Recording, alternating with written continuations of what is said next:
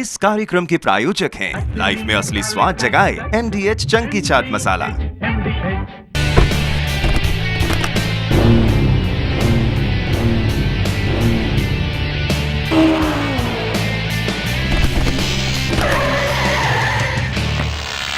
नमस्कार, एक बार फिर हम आ गए हैं ऑटो जगत की ढेर सारी जानकारियां लेकर रफ्तार रोमांच के सफर में, जिसका नाम है चल मेरी गाड़ी। हमें मालूम है कि आप हमारे इस सफर का बेसब्री से इंतजार करते हैं, तो आपका इंतजार अब खत्म हुआ। इससे पहले कि इस सफर का आगाज करें, ये जानिए कि आज के एपिसोड में क्या कुछ खास है आपके लिए। आज होगी खास old is gold classic Morgan car की बात। महिंद्रा ज़ाइलो और Tata Sumo Grande mark II में कौन है दमदार। लॉन्च हो गई सुजुकी की नई बाइक सुजुकी स्लिंगशॉट, और अब उड़ने वाली कार भी तैयार। आज के दौर में हम कारों के बारे में बात करते हैं तो क्या बात करते हैं, उसकी रफ्तार या फिर उसकी टेक्नोलॉजी। लेकिन कारों का अपना एक इतिहास रहा है, खूबसूरत इतिहास, जिसके बारे में हम अक्सर आपको बताते रहते हैं। चाहे बात विंटेज कारों की जाए या फिर क्लासिक कारों की। आज के सफर को हम बहुत ही खूबसूरत बनाने वाले हैं, क्योंकि एक क्लासिक कार मॉर्गन हमारे साथ है और इसके बारे में डिटेल से एक बारीक जानकारी देंगे ऑटो एक्सपर्ट टूटू धवन। टूटू धवन साहब, स्वागत है आपका। Thank you. खूबसूरत गाड़ी है, जो भी देखेगा एक नजर में यही कहेगा इतनी खूबसूरत गाड़ी उसने नहीं देखी। लेकिन आपने कारों के बदलते इतिहास को, एक सफर को आपने देखा है, चाहे विंटेज कारों की बात की जाए, क्लासिक कारों की बात की जाए। इस गाड़ी को अगर एक शब्द में आपको डिफाइन करना हो, इसकी खूबसूरती को, हम तो कहेंगे कि बेमिसाल है। आप क्या कहेंगे? मैं कहता हूँ classic sports car of the century. कारों का जो बदलता इतिहास आपने देखा है, सफर की सफर बदलती रही है। पहले के दौर में जो गाड़ियाँ होती थी विंटेज और क्लासिक, किस तरह से आपने बदलते हुए देखा है इन गाड़ियों को? देखिए, विंटेज कार्स जो होती थी, एक बेसिक ट्रांसपोर्ट मोड होता था, और उस टाइम तक अभी इतनी रिसर्च और रिफाइनमेंट टेक्नोलॉजी में नहीं आई थी। पर धीरे धीरे उसके बाद फिर everybody thought of the sports car also. So before they started running, they actually started racing. Okay, फिलहाल इसमें मैं अंदर बैठता हूँ। ये मज़ा मैं बिल्कुल नहीं छोड़ना चाहता हूँ, लेकिन इस गाड़ी की खासियत क्या है वो हम जानते हैं टूटू जी से। आपने काफी कुछ बदला है इस गाड़ी को। अगर आप हमें पहले से बता पाएं कि जब आपके पास ये गाड़ी आई थी उस वक्त क्या था इसका रूप, और आपने क्या क्या इसमें बदला है? ये वैसे तो 100 साल पुरानी कंपनी है मॉर्गन, जो 100 साल से गाड़ियाँ बना रही है, और ये किट कार ही बनाती हैं। ये सिर्फ बॉडी और स्टाइलिंग अपना देती हैं, इंजन ये बोरो करते हैं, बट चेसिस और सस्पेंशन, ब्रेक्स, ये सब उनकी अपनी प्रोप्राइटरी आइटम है। और यूनिक एक सस्पेंशन है इसकी, जिसको कहते हैं sliding pillar suspension. Sliding pillar suspension जी, आज तक वो इस्तेमाल हो रही है, और आज भी ये गाड़ी मैन्युफैक्चर होती है यूके के अंदर। एक साल भर की वेटिंग है, और इंजन्स इनके बोरो किए जाते हैं अभी फोर्ड से और BMW से लेते हैं।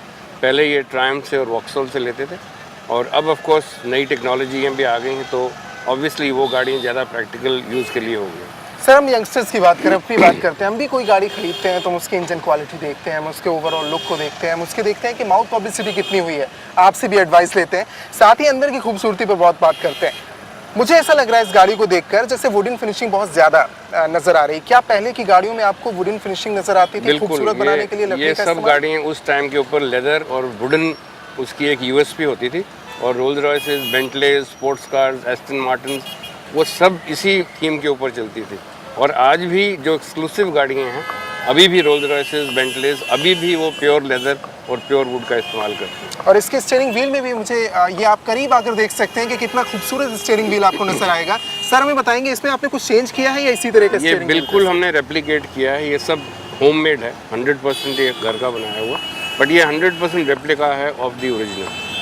बहुत ही खूबसूरत चीज़ है। इसके अलावा हम मीटर वॉच जब भी आपको दिखाते हैं, आप आकर करीब से देखिए, जो मीटर इन्फॉर्मेशन आपको मिलती रहती है और गाड़ियों में आज के वक्त में वही आपको नजर आएगी। लेकिन सर, हमें बताएंगे, चाहे RPM मीटर हो, चाहे फिर स्पीड को लेकर इन्फॉर्मेशन हो, क्या सर 140 की स्पीड तक पहले भी इन्फॉर्मेशन होती थी कि आप जा सकते हैं, या फिर गाड़ियाँ इतनी तेज़ नहीं चलती थी, सिर्फ इंडिकेशन होता था? नहीं, ये चलती थी, और इनका उस टाइम के USP होता था 100 माइल्स पर आवर एक टारगेट होता था हर एक गाड़ी का, और ये 100 माइल्स से थोड़ा सा कम चलती है, 140 किलोमीटर है, तो it does about 90 miles to our.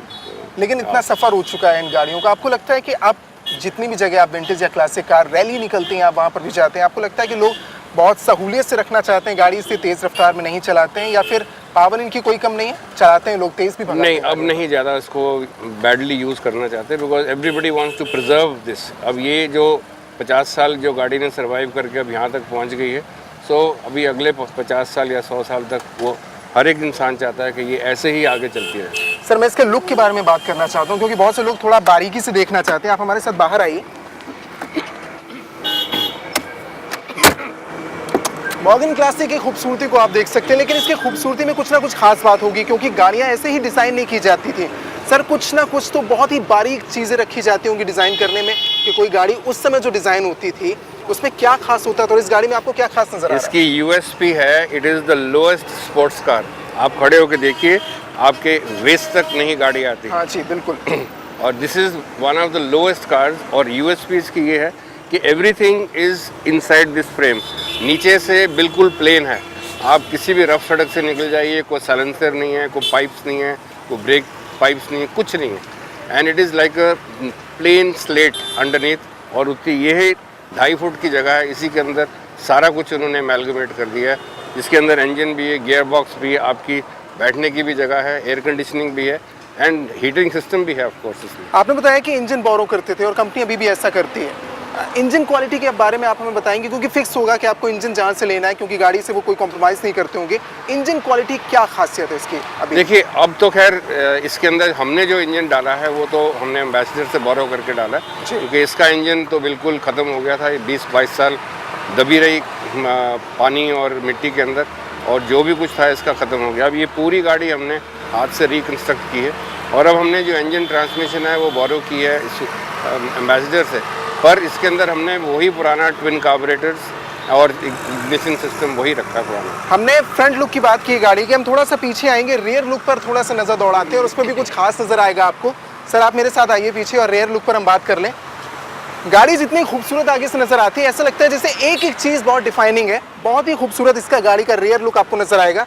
इसके बारे में बताएंगे आप? थोड़ा स्लोपिंग सा है इसका रियर लुक, नीचे की तरफ बेंट हो रहा है जिस तरह से, साथ ही स्टेपनी जिस तरह से लगी। ये इसकी स्पोर्टी डिज़ाइन है, एरोडायनामिक डिज़ाइन दिया हुआ है, और इसी करके ये एरोडायनामिक डिज़ाइन से ही you could achieve 100 miles per hour. ये एक बताने वाली चीज़ है यहाँ पर कि एरोडायनामिक डिज़ाइन अब आपको नज़र आती है, जिस पर हम बहुत ज़्यादा बात करते हैं कि गाड़ी को स्पीड पे ले जाना है। टेक्नोलॉजी कितनी एडवांस हो गई है, लेकिन उस समय भी एरोडायनामिक डिज़ाइन गाड़ी की तैयार की जाती थी, जिससे रफ्तार जो अचीव करनी है वो मिल सके। बिल्कुल, ये एक्चुअली धीरे धीरे रिसर्च होती गई, और 50s के बाद, पोस्ट वॉर जो हम कहते हैं, उसके बाद ये स्लिकनेस आनी शुरू हो गई गाड़ियों के अंदर। उससे पहले बॉक्सी गाड़ियाँ होती थी जिनके विंड स्क्रीन सीधी होती थी, बॉक्स जैसे फ्रेम्स होते थे, तो they used to be like coffins going on the road. और उसके बाद पोस्ट वॉर 50s के बाद तो फिर ऐसी एरोडायनामिक डिज़ाइंस आने शुरू हुए, और आज तक यही डिज़ाइंस हैं आप जो मॉडर्न गाड़ियों के अंदर देखते हैं। टूटू जी ने गाड़ी में बहुत कुछ बदला है, लेकिन अगर मैं टायर के बारे में पूछूं, क्योंकि अब तो हमारे पास क्वेश्चंस भी बहुत आते हैं कि आप गाड़ी के टायर की खूबसूरती को लेकर यंगस्टर्स बहुत ज़्यादा फिक्रमंद होते हैं। ये आपने बदला है, लेकिन जो गाड़ी आपके पास पहले थी, ये क्लासिक आई, वो उसमें टायर्स कुछ नहीं, वो उसके अंदर ये टायर्स नहीं थे, और उसके अंदर ये रिम भी नहीं थे। इसके अंदर सॉलिड रिम्स आते थे पहले, स्टील के, और जैसे नॉर्मल एम्बेसडर्स और फिएट्स के अंदर पहले होते थे वैसे ही रिम्स थे।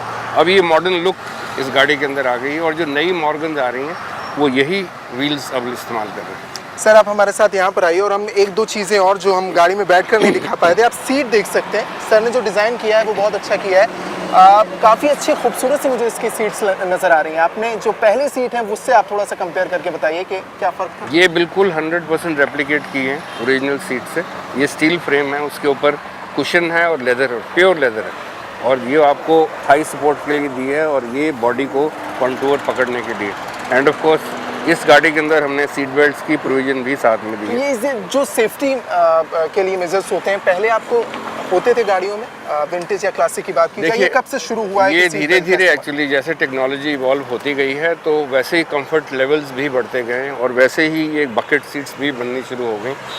स्पोर्ट्स कार के अंदर बकेट सीट बहुत ज़रूरी होती हैं, क्योंकि स्पीड पे जा रहे होते हैं। बेंच सीट होती है तो आदमी इधर से उधर खिसकता रहता है। इसमें आप खिसकेंगे नहीं, you will be bound to this, और दिस इज़ द रीज़न आपको बकेट सीट दी जाती है।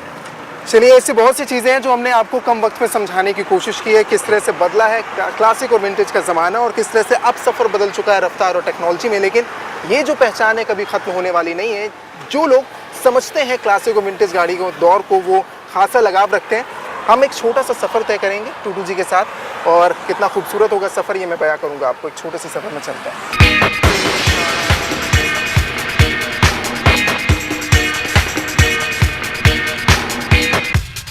वाकई क्लासिक कार का सफ़र वाकई मेरे लिए बहुत ज़्यादा यादगार था, और वो इसलिए भी क्योंकि इस तरह की गाड़ियों में सफ़र करने का हम सपना देखते हैं। अगर हम बोलते हैं कि सफ़र यादगार है, इसका मतलब वो हमेशा आपके जहन में रहेगा, जो मेरे दिल के भी बहुत करीब है।